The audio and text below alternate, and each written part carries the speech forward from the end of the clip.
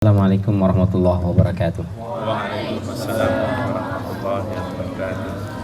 Alhamdulillah wassalatu wassalamu ala Rasulillah wa ala alihi wa ashabihi wa mawalah. La haula wa la quwwata illa billah. Asyhadu an la ilaha illallah wahdahu la syarikalah wa asyhadu anna Muhammadan abduhu wa rasuluhu alladzi la nabiyya wa la rasula ba'dah. Amma ba'd fa inna asdaqal hadithi kitabullah wa khairal hadi hadi Muhammadin sallallahu alaihi wasallam. Allahumma akhrijna min zulumatil waham waftah lana abwabal ilm. Amin. Wa akrimna binuril faham wa sahil akhlaqana bil hilm. Amin. Allahumma yassir wa la tu'assir baina taysira kulli asirin yassirun alaik. Amin. Rabbana zidna ilman warzuqna fahman walhiqna bis salihin bi rahmatika ya arhamar rahimin. Hadirin rahimani wa rahimakumullah. Alhamdulillah segala puja-puji serta syukur selalu dan senantiasa kita panjatkan kehadirat Allah Subhanahu wa taala. Mudah-mudahan kita semua selalu dalam penjagaan Allah, dilindungi dan dijauhkan dari berbagai macam mara bahaya dan musibah, baik mara bahaya dan musibah di dunia ini, terlebih lagi mara bahaya dan musibah di yaumul qiyamah. Amin. Salawat beriring salam tak lupa kita sampaikan kepada junjungan kita Nabi besar Muhammad sallallahu alaihi wasallam, kepada keluarga beliau, kepada para sahabat beliau dan juga kepada para pengikutnya, yang mudah-mudahan kita semua yang hadir di sini dan keluarga kita dimanapun berada, mudah-mudahan masuk ke dalam barisan pengikut Rasulullah Sallallahu Alaihi Wasallam, yang mudah-mudahan besok di yaumul qiyamah kita semua bisa mendapatkan syafaat dari beliau. Amin ya rabbal alamin. Di pertemuan yang lalu kita sudah menyelesaikan surat Al-Ikhlas, surat Al-Lahab. Kita sekarang lanjut ke surat berikutnya, yaitu surat An-Nasr. Seperti biasa kita baca dulu. Saya baca lalu silahkan diikuti. A'udzu billahi minasy syaithanir rajim.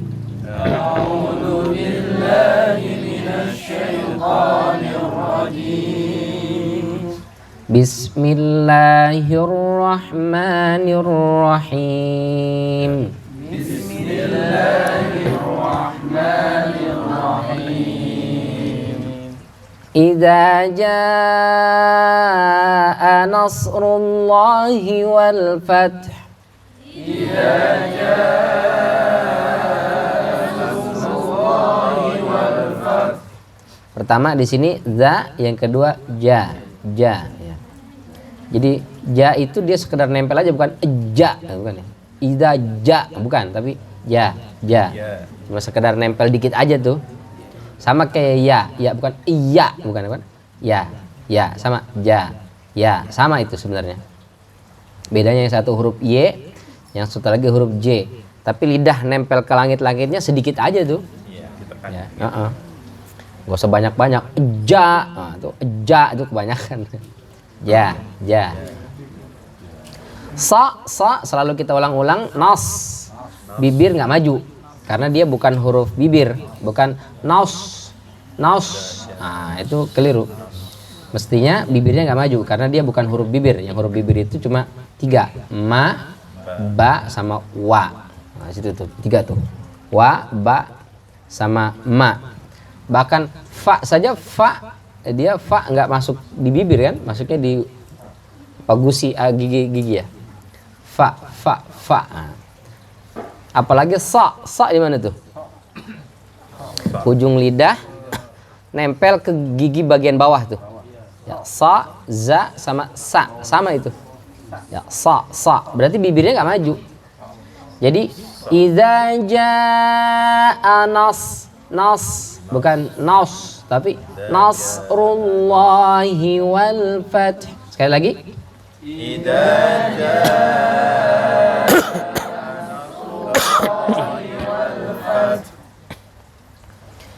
wa ra'aitan nasa yadkhuluna fi dinillahi afwaja. wa ra'aitan nasa yadkhuluna fi dinillahi afwaja. Ya, wa ra'a, wa bukan wo. Waro, nah, itu wo jadinya. Harusnya wa. Wa ra'aitan. Setelah itu Nasa, nasa sama sa sama-sama di bawah itu tipis dia. Sa. Bukan wa ra'aitan nasa nasa. Jadi gede tuh. Na sama sa. Harusnya nasa.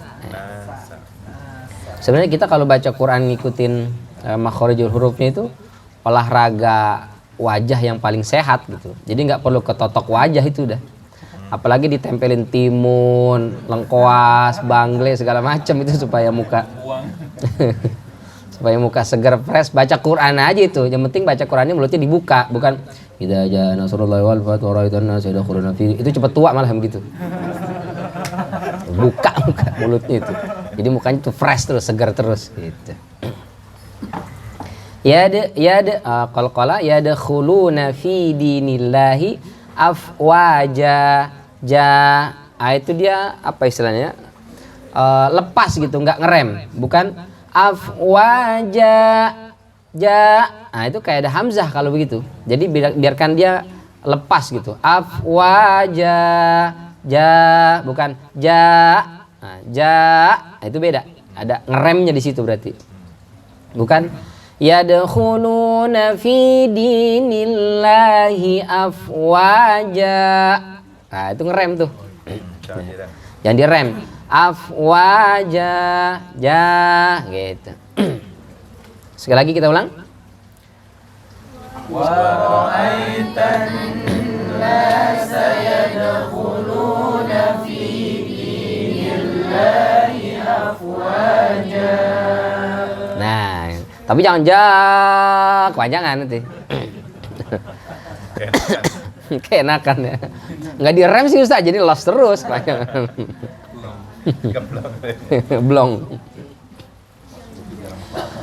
Fasabbih bihamdi rabbika wastaghfir. Fasabbih bihamdi rabbika wastaghfir. Nah, ini dua nih. Was tipis. Wastaghfir. Tebal. Isti'ala. Wastaghfir. Fir tipis tapi ada hak tuh. Wastaghfir. Fir bukan firoh. Jadi bibirnya nggak boleh maju. Wastaghfir. Nah, bibirnya tetap nggak boleh maju. Karena dia kan tarkik, rohnya morokok. Tipis. Apa artinya tipis itu? Bibir nggak maju gitu. Kalau tebal berarti bibir maju. Ru. Itu bibirnya monyong tuh. Tapi kalau ri, itu bibir nggak boleh maju. Sama kalau dia mati, secara umum meskipun nanti ada pengecualian, tapi secara umum kalau dia mati lihat sebelumnya. Kalau sebelumnya a atau u, maka bibir maju. Nar, sudur, ghafur. Itu bibir kudu maju tuh. Tapi kalau sebelumnya i, nggak boleh maju tuh bibir. Khabir, qadir, wasbir. Kenapa? Oh, tipis. Doain malah. Iya. Oh, namanya Pak Haji Wasbir. Iya. Oh, pas banget. Berarti penyabar orangnya, Masya Allah. Langsung ditafsirin ayatnya. Sama seperti di sini wastaghfir. Jadi bibirnya nggak boleh maju, bukan wastaghfir. Itu berarti maju tuh bibirnya. Kalau anak-anak yang belajar tahsin udah tahu banget itu. Sekarang emak-emak juga belajarnya tahsin, Pak. Jadi kalau kita baca itu nggak pas, komplain tuh ibu-ibu. Biarpun lagi masak, la ilah si bapak monyong di bibirnya ini, monyong. Dia tahu itu. Lagi masak dia, kita baca Quran di ruang tamu. Tapi kalau kita majuin langsung kedengeran sama dia. Pak, jangan monyong, gitu dia pasti bilang. Wa huwa ala kulli syai'in qadir. Tuh monyong tuh Pak, jangan monyong Pak. Dia udah tahu tuh. Gimana yang bener mama lo? Qadir, gitu. Baik, kita ulang sekali lagi. Fasabbih bihamdi rabbika wastaghfir. Fasabbih bihamdi rabbika wastaghfir. Innahu kana tawwaba. Innahu kana tawwaba. Sadaqallahul azim. Nah, itu terkait bacaan. Untuk sempurnanya nanti sama Ustaz Shalah lah ya. Saya mah cuman mancing-mancing doang. Surat ini mayoritas ahli tafsir sepakat ini diantara surat yang masuk kategori Madaniyah, turunnya setelah Rasul hijrah. Mayoritas surat di juz amma itu Makkiyah, turunnya sebelum Rasul hijrah, kecuali beberapa surat. Ini diantaranya surat An-Nasr ini, yang kedua separuh dari surat Al-Ma'un, dari Fawailul lil Musallin sampai ke bawah itu. Terus surat Az-Zalzalah sama surat Al-Bayyinah, lam yakunil ladzina kafaru minal kitab. Nah, itu termasuk Madaniyah, tapi selebihnya itu Makkiyah, turun sebelum Rasul hijrah ke Madinah Al-Munawwarah. Surat ini oleh para ulama disebut dengan surat Muwadda'. Muwadda'un itu artinya surat perpisahan.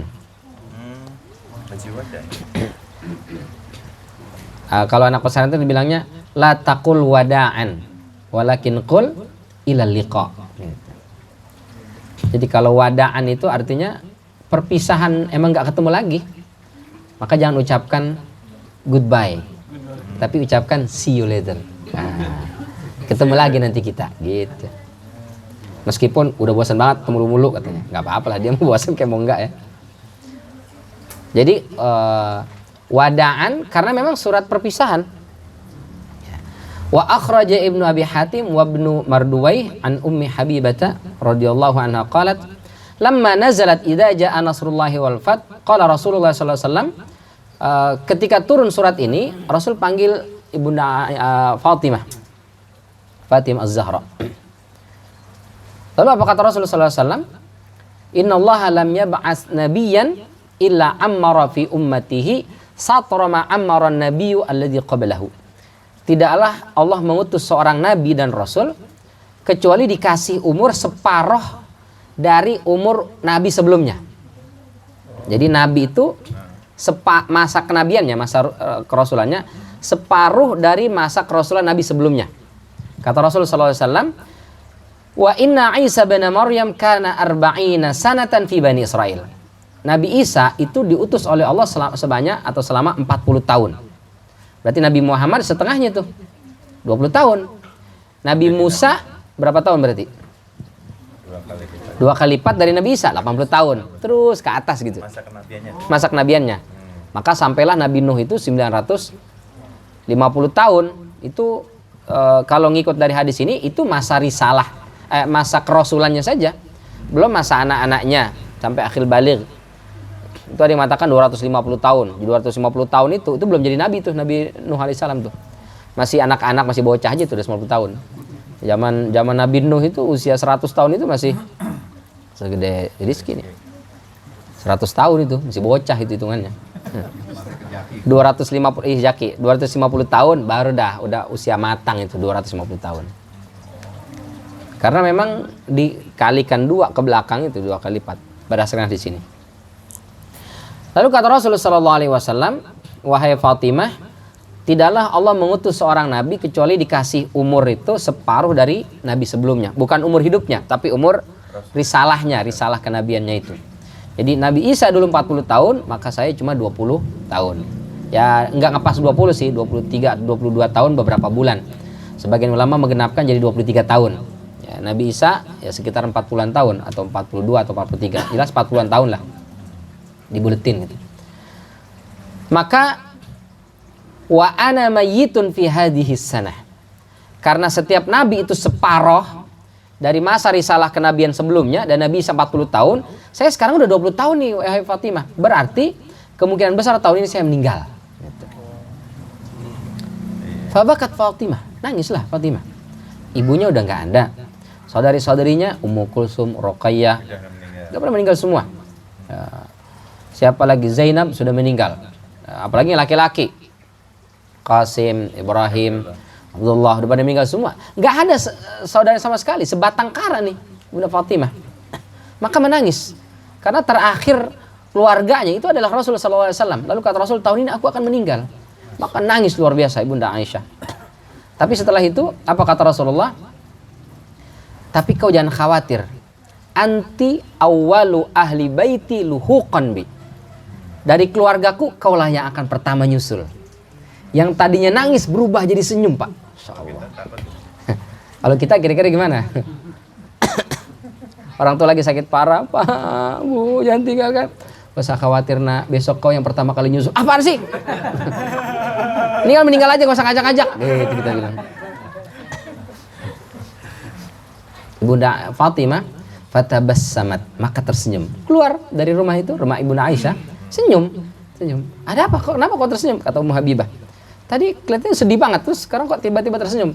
Karena kata Rasulullah SAW, kata ayahku bahwa beliau kemungkinan besar akan meninggal tahun ini. Terus, tapi kata beliau, akulah orang yang pertama nyusul. Itu yang membuatku bahagia. Insya Allah. Itu iman tuh udah gimana itu ya? Mati itu seneng gitu. Kita juga ada orang mati seneng. Itu orang yang putus asa. Gak sanggup bayar utang. Ditolak perempuan. Nah, itu. Ya itu, tapi kalau secara umum kita takut menghadapi kematian, menghindari kematian. Tapi Masya Allah ya, orang-orang yang hidup di sekitar Rasulullah ini imannya itu dahsyat luar biasa. Mereka malah minta kematian. Bahkan kalau kita baca dalam sejarah peperangan itu ya, mulai dari perang Uhud, dari perang Uhud sampai perang terakhir itu para sahabat selalu berdoa, ya Allah menangkan pasukan ini, tapi jangan biarkan aku kembali dengan selamat. Doanya begitu tuh. Pasukan ini menang, tapi saya jangan hidup mati di sini gitu. Itu luar biasa ya. Kalau kita mah menangkan ini, kalau bisa jangan ada satu pun peluru yang kena saya. Kalau perlu kecolek dikit pun janganlah gitu. Para sahabat tuh mereka malah minta mati. Bahkan ada yang minta mati itu nggak tanggung-tanggung. Di perang Uhud itu. Udah siapa namanya? Kok jadi lupa? Sahabatnya ini, kalau kau ingin melihat orang syahid yang berjalan di atas muka bumi, siapa namanya? Subhanallah. Itu dia bilang, saya berdua nih sebelum perang Uhud itu. Terus dia ngajakin, kita doa dulu yuk sebelum perang itu. Ayo berdoa. Berdoalah dia, ya Allah, dalam pertempuran ini pertemukan aku dengan musuh yang paling kuat. Lalu aku mengalahkan dia sehingga menanglah pertempuran ini. Yang satunya lagi, ya Allah, pertemukan aku dengan musuh yang paling kuat. Talha bin Ubaidillah cerita, kata Talha, saya diajak sama temannya itu, lupa namanya. Diajak berdoa. Lalu kata Talha, ya udah saya doa duluan. Ya Allah, pertemukan saya dengan musuh yang paling kuat dalam pertempuran Uhud ini. Lalu saya bisa mengalahkan dia sehingga menanglah umat Islam. Diaminkan oleh temannya. Amin. Ya Allah, perkenankanlah. Setelah itu gantian, kamu sekarang berdoa. Dia bilang, ya Allah, pertemukan saya dengan musuh yang paling kuat di medan pertempuran ini. Lalu saya bisa mengalahkan dia. Lalu datang lagi musuh lain yang lebih kuat, dia mengalahkan saya. Setelah itu, biarkan dia membunuh saya ya Allah. Dan tidak hanya membunuh saya, biarkan dia mencungkil mata saya, memotong hidung saya, memotong kedua telinga saya. Agar ketika besok hari kiamat, ketika aku dibangkitkan tanpa mata, hidung, dan telinga, sehingga kau tanya, kemana mata, telinga, dan hidungmu? Ya Allah, semuanya aku gunakan berjuang di medan pertempuranmu, aku bunuh musuh-musuhmu, tapi dia mengalahkanku dan aku mati di jalanmu. Insya Allah. Kata Talha bin Ubaidillah, waduh, hebatan dia doanya gitu. Nyesel kenapa saya nggak doa begitu. Maka akhirnya Talha bin Ubaidillah nggak meninggal. Cuman beliau ketika menopang Rasulullah naik ke Jabal Uhud itu, tangannya itu sampai luka parah itu, sampai nggak bisa dipakai, harus diamputasi. Maka kata Rasulullah, kalau kalian mau melihat syahid, orang syahid tapi masih berjalan di atas muka bumi, masih hidup berarti, lihat Talha bin Ubaidillah. Insyaallah dapat kemuliaan ya. Kemuliaan. Jadi semangat mereka menghadapi kematian begitu luar biasa ya. Kalau kita masih takut meninggal, takut mati, ya Allah, iman kita berarti masih cetek banget ini, luar biasa. Kenapa kita takut mati? Pertama, karena bekalnya nggak cukup. Padahal kan mati itu pulang sebenarnya. Dan kita kalau pulang biasanya seneng kan. Mau kemana? Mau pulang kampung. Udah sumringah duluan tuh. Belum berangkat aja udah seneng. Kenapa? Pulang kampung kan, pulang. Nggak usah pulang kampung. Kita ngaji ustadznya kagak jadi datang juga seneng banget udah pulang.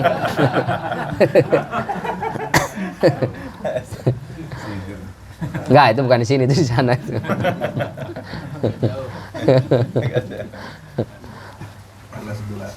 Kenapa kita takut pulang? Kurang modal. Tahun ini pulang kampung nggak? Saya kayaknya enggak. Kenapa nggak pulang kampung? Nggak cukup modalnya. Boro-boro buat pulang kampung. Buat lunasin utangnya kemarin aja belum ada. Takut pulang kampung. Yang kedua, kenapa nggak mau pulang kampung? Ada sesuatu yang nggak bisa ditinggal. Kenapa nggak mau pulang kampung? Iya, pengen banget pulang kampung nih, modal ada. Cuman nggak bisa ditinggal nih. Ada 1, 2, 3 nggak bisa ditinggal. Jadi nggak mau dia pulang kampung. Kenapa kita nggak pulang kampung? Mungkin pertama kurang modal, ibadahnya kurang. Yang kedua mungkin kita sudah terikat dengan dunia ini sehingga berat ninggalin. Siap meninggal. Aduh Ustaz, baru lunas rumah masa saya meninggal Ustaz, sayang banget. Siap meninggal, itu mobil baru lunas Ustaz, baru ngambil, baru dipakai kemarin Ustaz, masa saya meninggal? Siap meninggal, Ustaz, saya baru nikah lagi Ustaz, meninggal sayang banget. Itu yang membuat kita berat meninggalkan dunia karena jangan-jangan ini sudah terpaut dengan dunia ini, jadi nyangkutnya itu berat kita untuk meninggalkannya. Sementara para sahabat, masya Allah luar biasa. Mereka punya harta, punya dunia, tapi semuanya itu nggak nyangkut di sini gitu. Cukup ada di genggaman, sehingga ketika meninggalkan dunia nyantai aja, nggak ada yang ditakutkan. Insya Allah. Nah, ibunda Fatimah itu luar biasa. Dikatakan Rasulullah, kau yang akan pertama kali nyusul langsung sumringah, senyum bahagia. Insya Allah. Nih, dan itu nggak dibuat-buat ya, otomatis gitu, menunjukkan memang kegembiraan dalam hati gitu. Mungkin kita juga setelah dengar ini mungkin bisa juga aku buat-buat ada juga gitu. Ibunda Fatimah luar biasa. Jadi surat ini disebut dengan Muwadda karena dia adalah surat perpisahan sebetulnya. Qala Ibnu Abbas, Ibnu Abbas mengatakan idza jaa nasrullahi wal fath da'in minallah wa wada'un minad dunya. Kata Ibnu Abbas, surat ini, surat An-Nasr ini itu adalah da'in minallah, panggilan dari Allah, wa wada'un minad dunya, dan salam perpisahan dengan dunia. Jadi surat ini turun itu adalah surat panggilan dari Allah Rasul untuk kembali, dan dia merupakan wada'un minad dunya, salam perpisahan dengan dunia ini. Maka itu pernah Umar bin Khattab mau rapat gitu, mengumpulkan para sahabat-sahabat besar. Itu semuanya itu syuyukh, syekh-syekh kabir, orang-orang sahabat-sahabat yang udah sepuh lah ngumpul. Tiba-tiba di antara kumpulan itu ada Abdullah Ibnu Abbas yang masih anak-anak, masih bocah. Terus kata para sahabat besar ini, Umar, ini apa-apaan? Ini kan kumpulan orang-orang sepuh semua. Ini ngapa ada bocah-bocah kecil nih? Oh iya, ini 2 orang. Bocah kecil ngapain nih 2 orang nih? Kalau cuma ngobrol bocah mah kita juga punya anak bocah-bocah begini katanya. Kata Umar, saya pun punya anak, Abdullah bin Umar, masih bocah kan, Asim, masih kecil. Tapi nggak saya panggil. Cuma Ibnu Abbas yang saya panggil ke sini. Kenapa begitu? Karena dia fisiknya masih bocah, tapi wawasannya luar biasa, sangat luas. Kata Umar bin Khattab. Terus kalau kalian nggak percaya, dites, ditanya tuh para sahabat-sahabat besar itu. Bagaimana menurut kalian firman Allah, "Idza jaa nasrullahi wal fath wa ra'aitan nasa yadkhuluna fi dinillahi afwaja fasabbih bihamdi rabbika wastaghfir." Ayat ini apa maksudnya? Sebagian mengatakan ya pertolongan dan kemenangan itu adalah janji Allah yang pasti akan diperoleh oleh umat Islam. Yang satunya lagi, kalau sudah menang jangan lupa banyak-banyak bertasbih, istighfar, dan bertobat kepada Allah Subhanahu wa taala. Ada yang lain? Diam semua. Oke, Ibnu Abbas bagaimana menurut ayat ini? Kata Ibnu Abbas, ayat ini atau surat ini itu adalah perpisahan, bahwa ini adalah tanda Rasul sebentar lagi meninggal. Yang lain ngelihat ini surat kemenangan, surat pertolongan, Ibnu Abbas bilang ini surat perpisahan Rasulullah. Rasul tadinya meninggal. Kenapa kau katakan begitu? Karena sudah datang pertolongan Allah, sudah datang kemenangan. Manusia berbondong-bondong masuk Islam. Tugas Rasul apa lagi? Udah selesai, nggak ada lagi. Udah menang, udah dapat pertolongan. Orang berbondong-bondong masuk Islam. Tugasnya apa lagi? Udah selesai. Ya, karena sudah selesai, berarti Rasul dipanggil oleh Allah Subhanahu wa taala. Ibnu Abbas tuh luar biasa ya. Karena memang Ibnu Abbas ini sahabat yang pernah didoakan oleh Rasul sallallahu alaihi wasallam. Beliau ini kan keponakannya Siti Maimunah. Siti Maimunah dinikahi oleh Rasulullah tahun ke-7 Hijriah. Al-Barra ya bintul Haris dinikahi oleh Rasulullah, kemudian diganti namanya menjadi Maimunah. Maka Abdullah bin Abbas ini jadi emaknya itu kakaknya dari Siti Maimunah. Maka dia tinggal di rumah Siti Maimunah. Ya. Setelah suaminya meninggal, janda tapi belum punya anak, dinikahi oleh Rasulullah sallallahu alaihi wasallam. Maka Abdullah bin Abbas ini yang masih anak-anak tinggal di rumah Siti Maimunah. Setiap kali Rasul ke rumah Ibunda Siti Maimunah itu udah ada bir petok. Belum. Minuman lah, ada minum. Air, mau mandi udah disiapin baknya. Makan udah disiapin piring segala macam. Tanya, Maimunah siapa yang merapikan ini semua? Kata Ibunda Siti Maimunah, dzakal ghulam, anak itu. Yang mana? Itu dipanggil sini. Masih kecil, mungkin sudah Rizki atau sudah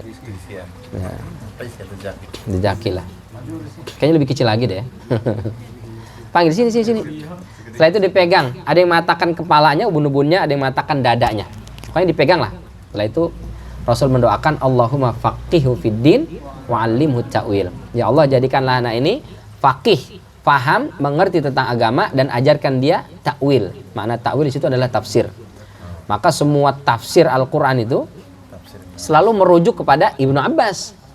Meskipun beliau nggak punya tafsir, tapi ada namanya Al-Iqtibas fi Tafsir Ibni Abbas. Jadi semua komentar Ibnu Abbas dikumpulin jadi satu tafsir. Gitu. Luar biasa beliau itu, alim luar biasa. Tapi yang luar biasa dari sahabat Abdullah bin Abbas ini, beliau itu ketika mau udah masa-masa pensiun lah ya ibarat kata, udah sepuh, itu malah minta tinggal di Taif. Ditanya, kenapa kau minta tinggal di Taif?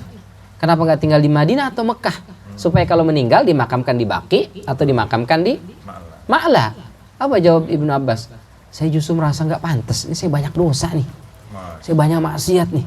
Saya nggak selevel dengan para sahabat-sahabat luar biasa yang dimakamkan di Baqi, yang dimakamkan di Ma'la. Saya banyak dosa. Biarkan saya meninggal di Taif dan kuburkan saya di sana. Luar biasa. Amazing ya, Masya Allah. Kita merasa saya makam di sini dong. Pahlawan. Ibnu Abbas itu dahsyat. Tapi itu bukan semata-mata karena doa Rasulullah, karena ada ikhtiar juga. Doa Rasul iya, ikhtiarnya juga ada. Jadi nggak mentang-mentang udah didoain Rasulullah nggak belajar. Kamu kapan nggak belajar? Saya emang udah nggak belajar juga pintar Ustaz. Kenapa? Rasul doain saya. Enggak, tetap beliau itu belajar. Kata beliau, saya saking mau memverifikasi informasi hadis misalnya atau makna ayat, dia kan masih kecil, Rasul meninggal masih kecil. Masih ada yang mengatakan di bawah 10 tahun, ada yang mengatakan masih belasan tahun. Rasul meninggal masih anak-anak lah. Jadi banyak sekali informasi yang dia nggak dengar langsung dari Rasul. Maka dia dengar dari salah satu sahabat, dia di cross check lagi ke 30 sahabat yang lain. Jadi dapat satu informasi, dikonfirmasi ke 30 sahabat yang lain. Dan sahabat zaman dulu kan kesibukan macam-macam. Ada yang pebisnis, ada yang politikus, ada yang segala macam lah. Jadi datangin ke rumah nggak ada.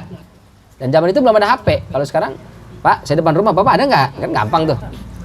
Oh, saya lagi ke Tanah Abang. Pulangnya kapan? Besok. Ya udah besok aja datang lagi. Jam berapa? Sekian. Zaman itu belum ada HP. Datang kemana? Pergi. Kapan pulangnya? Wallahu alam. Itu kata beliau, saya sampai 3 hari 3 malam nginep itu. Bukan di dalam rumah, di depan pintu. Saking khawatir kalau pulang, nanti sahabat itu pulang, keburu pergi lagi, nggak sempat ketemu tuh. Luar biasa. Tuh, belajar tuh sampai begitu tuh dulu tuh. Dikejar tuh ustadznya tuh, dikejar gurunya tuh luar biasa. Ya. Sekarang tungguin aja, ntar juga ustadz datang ke rumah saya, gitu. Karena kata Imam Malik, al-ilmu yu'ta wala ya'ti. Ilmu itu mestinya didatengin ya, bukan ditungguin dia yang datang. Insyaallah luar biasa. Ini keutamaan dan kemuliaan sahabat Abdullah bin Abbas. Jadi kata beliau, ini adalah da'in minallah. Surat ini adalah panggilan Allah, Rasul untuk kembali ke hadirat Allah. Sekaligus merupakan wada'un minad dunya. Salam perpisahan dengan dunia ini. Maka kata Imam Qatadah, setelah turun surat ini, Rasul nggak sampai 2 tahun umurnya. Oh, dari Anas. Ya, kalau di Ad-Durrul Mansur atau di Adwaul Bayan misalnya disebutkan secara rinci. Ini saya kutipkan. Aisyah Nabiyyu ba'daha haulan ala qauli Muqatil wa haulain ala qauli Ibni Abbas. Setelah turun surat An-Nasr ini, Rasul hidup setahun menurut Imam Muqatil, tapi kata Ibnu Abbas 2 tahun. Jadi setelah turun surat An-Nasr, Rasul masih hidup selama 2 tahun. Tsumma hajja Rasulullah sallallahu alaihi wasallam min Qabil. Setelah turun surat An-Nasr, lalu setelah itu musim haji, Rasul berangkat haji. Oh, sempat haji. Sempat haji. Nah, begitu haji di hari Arafah itu tanggal 9 Dzulhijjah turun akhir ayat Al-Maidah itu, ayat ketiga. Al-yauma akmaltu lakum dinakum wa atmamtu alaikum ni'mati wa raditu lakum al-islam dina. Setelah turun ayat Al-Maidah ayat ketiga ini, Rasul masih hidup 80 hari. Samanina yauman. Nah, selama 80 hari ini turun ayat At-Taubah 128. Laqad ja'akum rasulun min anfusikum azizun 'alaihi ma 'anittum harisun 'alaikum bil mu'minina raufur rahim. Setelah ayat 128 surat At-Taubah, fa'asha ba'da khamsatan wa thalathina yauman. Masih hidup Rasul 35 hari lagi. Sampai kemudian turun ayat terakhir surat Al-Baqarah 281, wattaqu yauman turja'una fihi ilallah. Dan takutlah kau pada satu hari ketika kau akan dikembalikan kepada Allah. Maka inilah ayat terakhir yang diturunkan kepada baginda sallallahu alaihi wasallam. Al-Baqarah 281. Fa'asha ba'daha wahidan wa ishrina yauman. Maka Rasul kemudian hidup selama 21 hari. Setelah itu beliau meninggal dunia. Dari surat An-Nasr, Rasul masih hidup 2 tahun. Ini menurut Ibnu Abbas ya. Kalau kata Imam Muqatil setahun. Setelah itu berangkat haji, di haji turun surat Al-Maidah ayat 3. Rasul masih hidup 80 hari. Sampai turun surat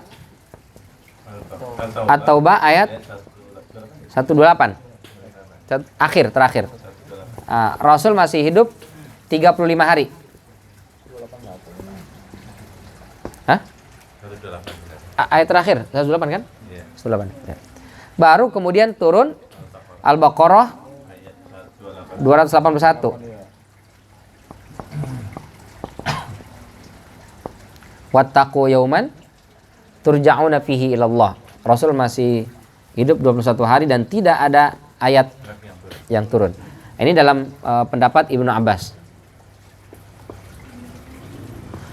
Jadi kalau surat yang terakhir An-Nasr, secara surat nih, surat terakhir yang turunkan surat An-Nasr.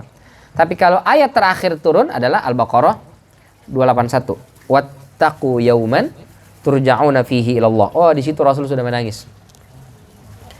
Dan bertakwalah engkau, takutlah. Apa takwa itu? Sebagian mengatakan bekal. Kalau kata Ali radhiyallahu anhu warda, takwa itu adalah al-imanu bit-tanzil, al-khawfu minal jalil, al-imanu bit-tanzil wal khawfu bil jalil, wa al-khawfu minal jalil wal isti'dadu liyaumir rahil. Itu takwa kata Ali radhiyallahu anhu warda.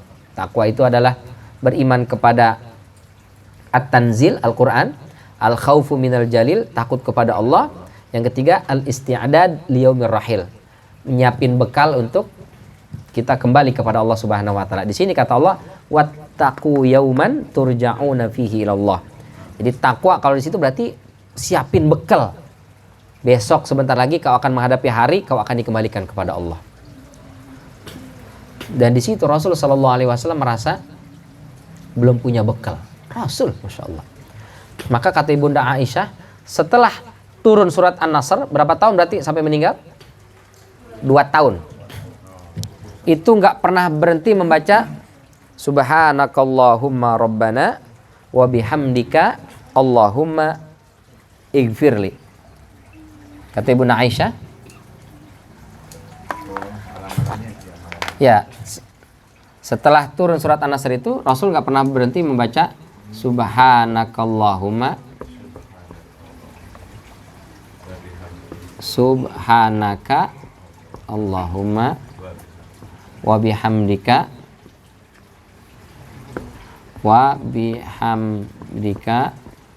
Allahumma firli.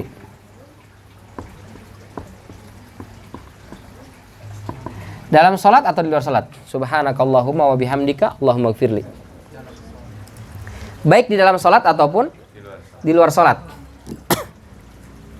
Kalau sebelumnya, sebelum surat An-Nasr turun, setiap ruku apa yang dibaca? Subhana rabbiyal azim. Ada yang menambahkan wa bihamdi. Ketika sujud, subhana rabbiyal a'la. Ada yang menambahkan wa bihamdi. Itu selalu dibaca Rasulullah.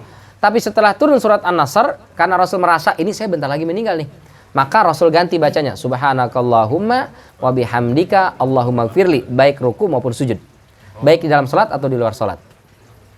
Selama ini Bapak ruku sujudnya dibaca yang mana? Subhana rabbiyal azim dan subhana rabbiyal a'la atau ini? Wil a'la. Berarti kalau dibaca subhana rabbiyal a'la dan subhana rabbiyal azim atau subhana rabbiyal azim dan subhana rabbiyal a'la, kita masih lama meninggalnya. Tapi kalau kira-kira bentar lagi, ini baca nih.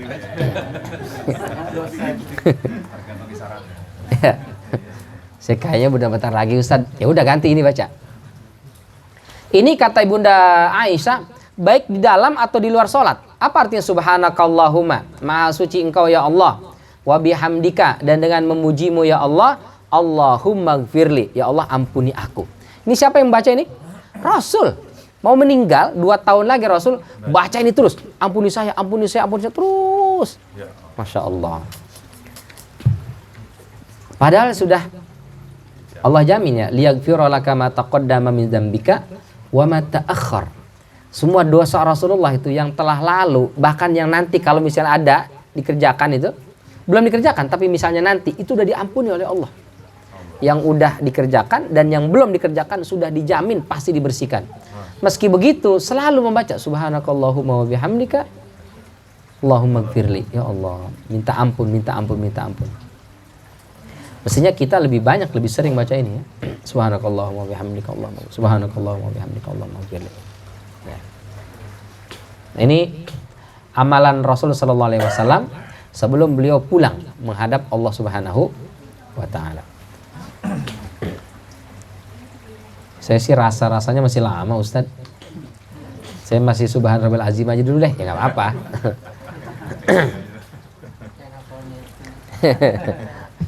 Si pede gitu. Nah kalau saya udah langsung ke sini saya. Subhanakallahumma bihamdika Allahumma gfirli. Ruku itu, sujud juga itu, di luar sholat ataupun di dalam sholat baca. Nah itu amalannya. Jadi surat An-Nasr ini adalah surat perpisahan Rasulullah dengan alam dunia ini, dan dia merupakan surat panggilan dari Allah Subhanahu wa taala bahwa hidupnya sebentar lagi. Cuman nggak dikasih tahu kapan meninggalnya. Rasul nggak tahu ya, kapan meninggalnya. Lalu beliau kemudian meninggalnya hari Senin ya.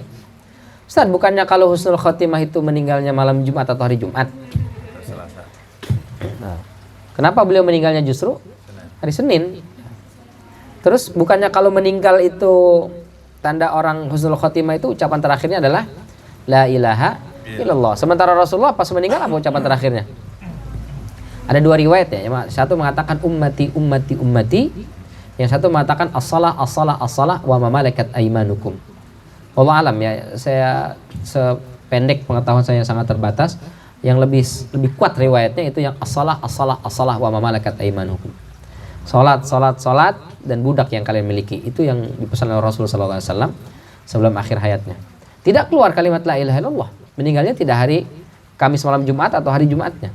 Kenapa? Kata para ulama, hari Jumat waktu baik untuk meninggal.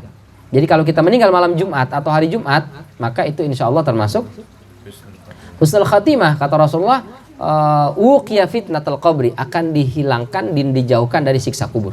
Ya, apa siksa kubur? Kata Ali, siksa kubur itu starting point. Kalau di kuburnya aman, di sana aman. Di kuburnya bermasalah, di sana jauh lebih bermasalah. Jadi orang meninggal malam Jumat atau hari Jumat, husnul khotimah, bebas dari siksa kubur. Ini mumpung malam Jumat lah. Jumat deh. Siap, kalau yang mau duluan ya nggak apa-apa. Yang kedua, kalimat la ilaha illallah itu kalimat tauhid, dialah miftahul jannah. Barang siapa yang ucapan terakhirnya adalah la ilaha illallah, maka dia masuk surga. Kenapa Rasul enggak dua-duanya? Waktunya enggak, kalimatnya juga enggak. Menunjukkan Rasul Shallallahu Alaihi Wasallam sudah sangat istimewa di mata Allah, jadi enggak butuh waktu dan bacaan apapun untuk menunjukkan beliau husnul khatimah. Umatnya aja. Nah, kita butuh tuh. Butuh waktu, kita butuh ucapan. Maka kita diperintahkan untuk mentalkin kan?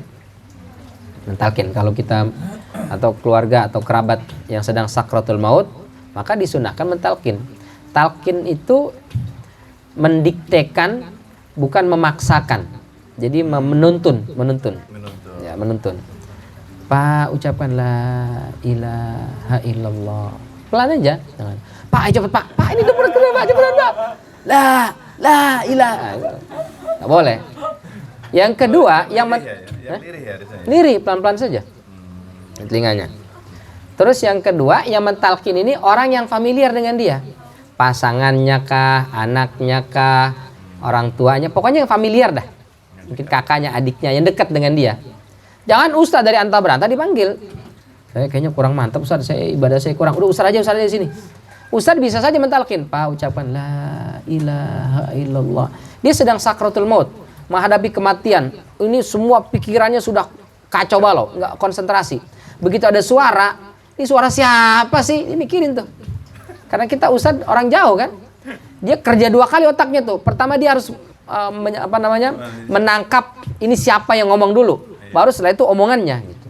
Tapi kalau langsung suara bininya, suara suaminya, suara anaknya, dia langsung anak saya nih, ini istri saya nih, ini suami saya nih, maka dia langsung mengikuti. Gitu. Bukan berarti nggak boleh ustaz, boleh, tapi lebih baik adalah keluarga terdekatnya. Dia jarang ibadah, ya nggak apa-apa jarang ibadah. Mudah-mudahan setelah itu jadi rajin ibadah. Masa cuma bilang la ilaha illallah nggak bisa kan? Bisa lah insya Allah ya. La ilaha illallah. Terus kalau sudah ngikut, udah jangan la ilaha illallah. Dia dengerin la. Bisa terus Pak. Ayo lagi. Nggak perlu. Pokoknya kalau sudah bergerak bibirnya, udah. Terus jangan diulang-ulang. Misalnya Sekali aja dan ya. sekali aja. Kalau dia udah sekali udah gitu. Ustaz, masalahnya kita talkin habis zuhur sampai malam belum mati-mati Ustaz. Ditalkin lagi apa jangan? Jangan, udah sekali aja. Meskipun besoknya atau 2 hari lagi meninggal, masalah sekali aja. Yang penting kalau ada keluarga yang datang setelah itu, jangan diajakin ngobrol lagi. Udah kita talkin, udah ikut la ilaha illallah, dia datang, Pak, masih kenal aku nggak Pak? Masih kenal nggak? Siapa? Nanti ngomong yang lain lagi. Jadi kalau keluarga datang, udah doakan saja, mohonkan ampun kepada Allah, jangan lagi diajak ngomong. Nanti dia akan ngomong lagi yang lain. Udah mestinya kalimat terakhir la ilaha illallah, jadi siapa? Yang ngurusin sama sebelah, Pak. Nah itu supaya kita meninggalnya husnul khatimah. Tapi itu tidak akan terjadi kalau kita tidak punya persiapan. Maka surat An-Nasr ini ngajarin kepada kita, sekelas Nabi Muhammad saja nyiapin bekal untuk menghadap Allah. Apatah lagi kita. Dan di antara persiapan itu adalah istighfar, mohon ampun kepada Allah. Maka di akhir surat An-Nasr ini fasabbih bihamdi rabbika wastaghfir. Fasabbih, bertasbihlah. Fasabbih bihamdi rabbika, dengan memuji Tuhanmu, maka subhanaka Allahumma wa bihamdika wastaghfirhu. Allahumma gfirli, ampuni aku. Insyaallah. Baik, ini mudah-mudahan menjadi modal kita ya sebelum kematian itu datang, karena kita nggak pernah tahu, dan malaikat maut nggak pernah ngasih tahu kapan dia mau datang. Kalau datang sih hampir setiap hari, ini malaikat maut udah datang di sekitar kita nih. Cuman dinas ke rumah kita belum. Nah kalau udah datang pas dinas ke rumah kita, itu udah siap-siap tuh. Kita nggak seperti Nabi Musa. Nabi Musa itu begitu datang malaikat maut, assalamualaikum ya Nabi Allah Musa, wahai kalimah Allah. Kata Nabi Musa, waalaikumsalam. Siapa kamu? Malaikat maut. Ngapain? Ya mau mencabut nyawa lah. Kata Nabi Musa,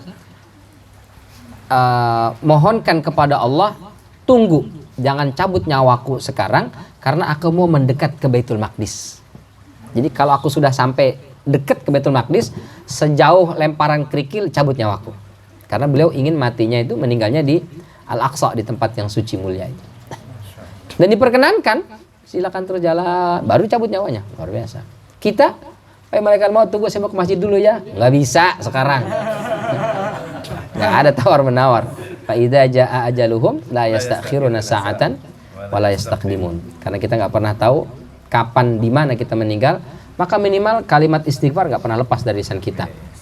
Apalagi kalau bisa sayyidul istighfar tuh. Allahumma anta rabbi la ilaha illa anta khalaqtani wa ana 'abduka wa ana 'ala ahdika wa wa'dika mastata'tu. A'udzubika min syarri ma sana'tu abu'u laka bi ni'matika 'alayya wa abu'u bi dzambi faghfirli fa innahu la yaghfiru dzunuba illa anta. Nah, itu mesti kita hafal. Kalau nggak kita hafal pun kita baca. Google aja tuh, googling. Sayyidul istighfar, penghulu istighfar keluar itu. Itu kita baca. Kata Rasulullah, kita baca di pagi hari, siangnya meninggal, wa kana min ahlil jannah. Dia termasuk penghuni surga. Kalau kita baca sore nih, antara asar sama maghrib, kita baca sekali aja.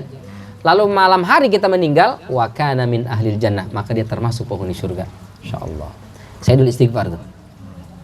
Nah, kita baca terus pagi, baca petang, baca sebelum berangkat kerja, baca pulang atau sebelum pulang dari kantor, baca.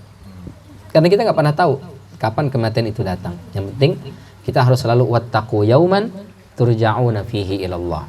Nah, itu terakhir itu. Taib, sampai di sini sebagai pengantar dari surat An-Nasr. Kita belum masuk ke ayat ya, insyaallah di pertemuan yang akan datang. Mudah-mudahan Allah sehatkan dan panjangkan umur kita. Kita bisa mentadaburi lebih dalam surat ini sehingga Allah berikan keberkahan dalam hidup kita. Berkah dalam harta, berkah dalam kehidupan rumah tangga, dan berkah dalam usia kita insyaallah. Baik, ada yang tanyakan? Cukup atau nanti sambil tanya, Ustaz? Ya. Saya mau Ya. terkait ini kan sebelum Rasulullah wafat kan beliau mengamalkan kan subhanakallahumma ini. Yang itu kan terdapat dalam sholat. Dan juga di dalam surah, di dalam doa iftitah itu kan ada 12 ya, dalam sebuah riwayat seperti itu. Dan salah satunya itu doa iftitah itu Allahumma ba'id. Itu kan bermakna terkait juga minta maaf, Ampun kepada Allah. Adakah riwayat yang seperti gitu nggak, kapan Rasulullah baca itu? Kalau Allahumma ba'id, saya nggak tahu kapan Rasul memulainya itu. Terkait dengan iftitah, kadang baca ini, kadang baca ini, kadang baca ini, itu riwayatnya. Nggak terikat satu ide. Nggak terikat dengan konten. Kalau ini jelas Ibunda Aisyah yang mengatakan, pokoknya setelah turun surat An-Nasr, Rasul selalu baca ini. Gitu.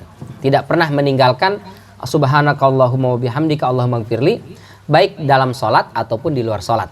Itu jelas terikat dengan waktunya disebut oleh Bunda Aisyah. Adapun doa iftitah, Allah alam, saya belum ketemu atau belum menemukan dalil yang meriwayatkan kapan misalnya Allah Akbar dibaca, kapan Allah Maba'id Baini dibaca, Allah alam. Yang ada tentang sanadnya malah, ya, sanadnya yang Allah Maba'id lebih kuat dibandingkan dengan Allah Akbar kabira. Tapi dua-duanya boleh dan dua-duanya sahih, dua-duanya bisa dipakai. Barangkali Allah alam. Baik, cukup insyaallah. Nanti sambil ngobrol-ngobrol aja kita tutup dengan hamdalah dan kafaratul majlis. Alhamdulillahirabbil alamin, subhanakallahumma wa bihamdika asyhadu an la ilaha illa anta astaghfiruka wa atubu ilaik. Wabillahi taufiq wal hidayah. Wassalamualaikum warahmatullahi wabarakatuh.